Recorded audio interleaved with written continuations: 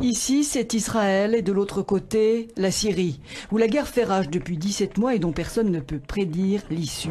Et au-delà de la Syrie, il y a l'Iran. L'Iran qui multiplie les provocations contre Israël, lequel parle de plus en plus d'une intervention contre Téhéran. La question qu'on entend à chaque coin de rue, c'est Israël va-t-il frapper? Mais surtout, quand va-t-il frapper? Israeli media says a military strike on Iran could be imminent and could take place in the coming months.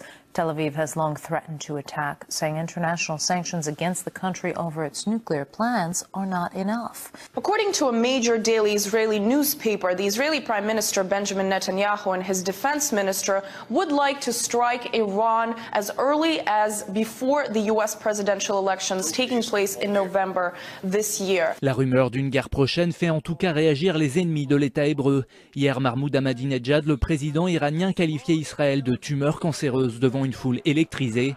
Au Liban, Hassan Nasrallah, le leader du Hezbollah, un mouvement allié au régime iranien, s'est également montré menaçant. Nous avons un nombre de cibles que nous pouvons atteindre avec nos missiles et cela va transformer la vie de centaines de milliers de sionistes en véritable enfer.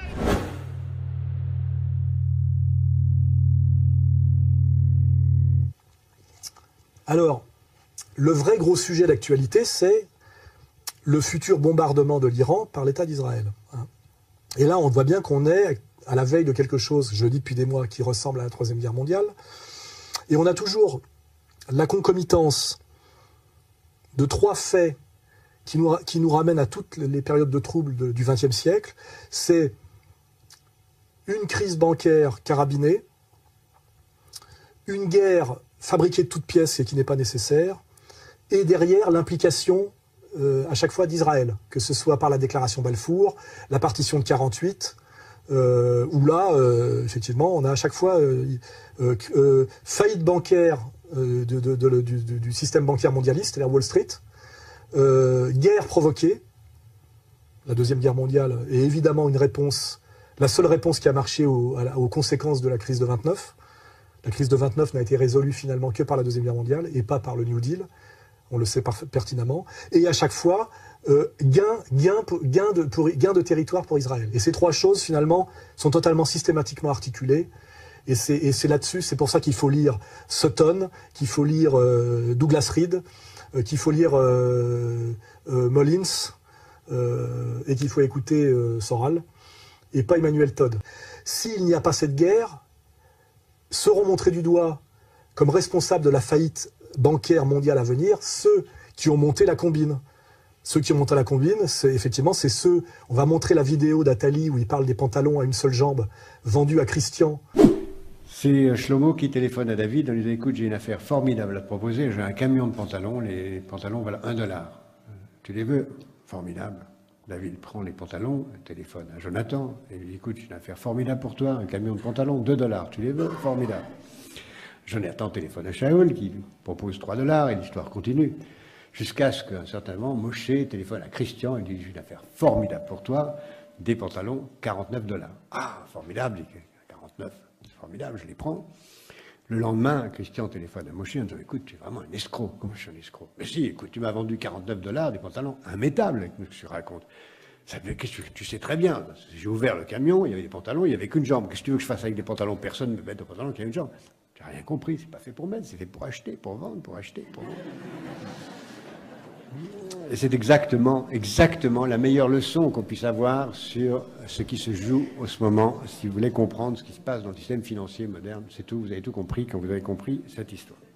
C'est-à-dire ceux qui ont monté un système économique où la production devient secondaire et ce qui devient premier, c'est la spéculation. C'est le gag d'Atali. Hein. C'est-à-dire que la valeur d'échange devient la valeur d'usage, ce que Baudrillard appelait lui-même dans l'échange symbolique et la mort, le stade structural de la valeur. Bon là, si Todd ne peut pas suivre, je lui expliquerai, parce que c'est là où on voit ce que c'est qu'un intellectuel de premier plan par rapport à un petit statisticien de deuxième zone.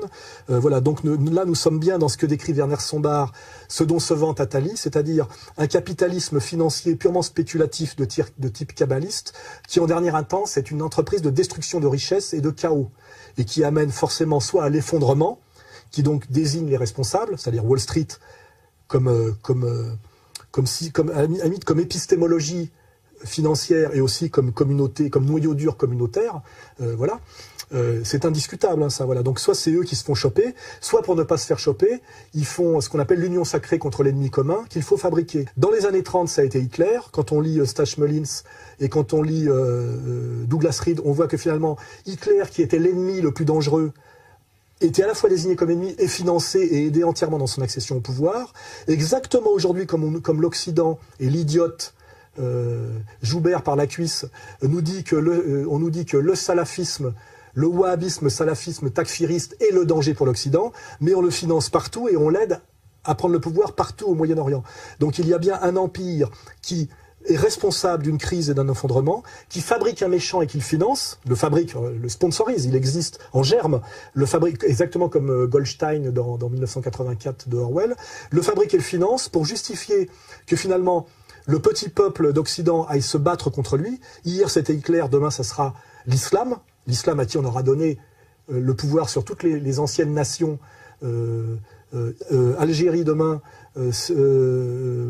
Maroc, Tunisie, Égypte, Libye, attention, hein, c'est Syrie, Iran, s'ils arrivent à détruire l'Iran, Pakistan, Afghanistan, enfin on voit bien que c'est tout le monde arabe.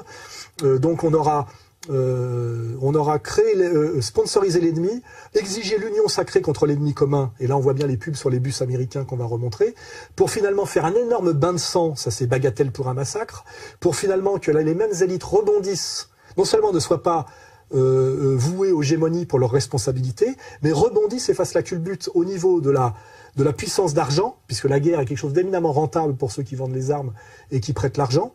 Il suffit de voir qui prête l'argent pour les guerres et qui vend les armes.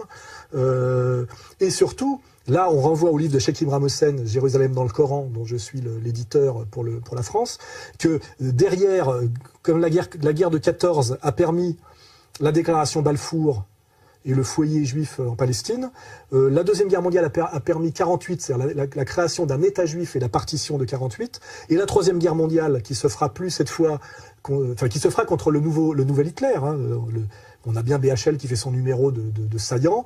L'islamisme radical, c'est le dernier fruit, c'est le dernier bourgeon de la vieille histoire européenne des années 30, c'est-à-dire le nazisme. Le fascisme islamique, etc., c'est-à-dire contre Ahmadinejad et tout ce que ça entraînera demain.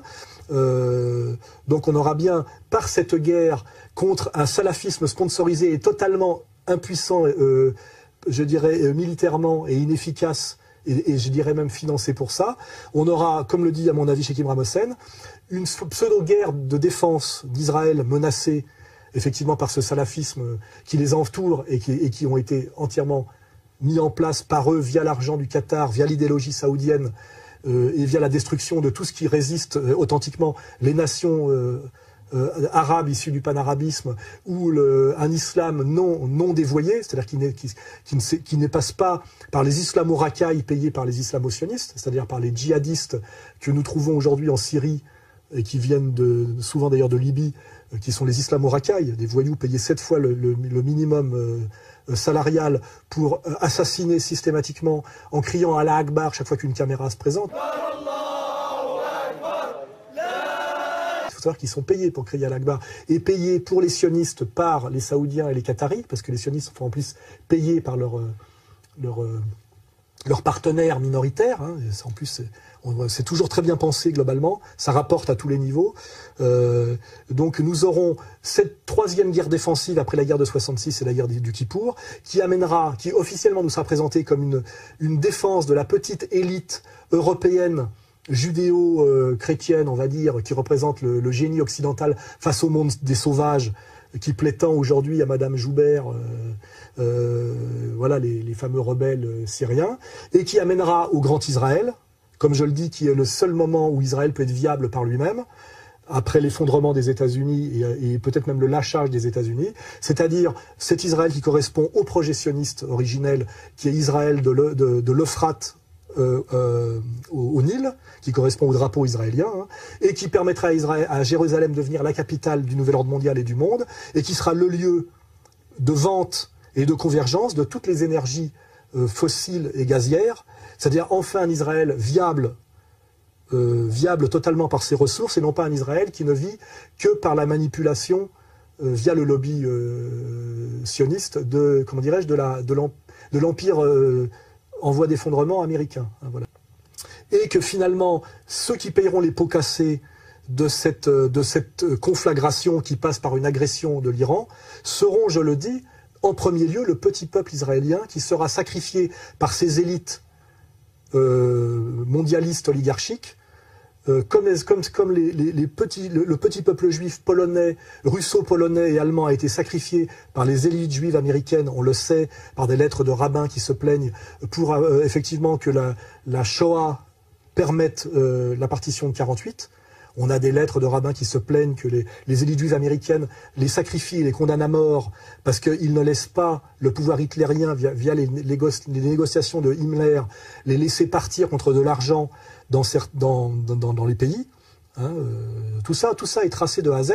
Et la phrase, effectivement, des élites sionistes américaines, ça renvoie à Netanyahou, qui est un Américain, qui n'est pas le petit peuple d'Israël, qui disait bien à l'époque, tout juif qui ne meurt pas en Palestine, il vaut mieux pour l'Israël de demain qu'il meure dans le Reich allemand.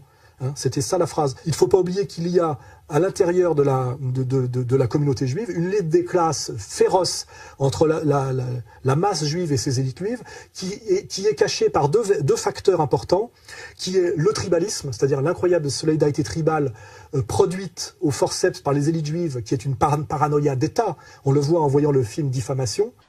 מלבד זה יוצא איתכם גם מאבטחים, יוצאים איתכם מאבטחים, המאבטחים לא יאפשרו לכם ליצור שום קשר עם האוכלוסייה המקומית. תפגשו שם אנשים שלא אוהבים אותנו, תראו, לא אוהבים אותנו, תחשבו שאתם סלי. כאילו מגדלים אותנו מגיל קטן על זה שאנחנו נדע שיש לנו שונאים. צרפת היא אנטישמית, גרמניה היא אנטישמית.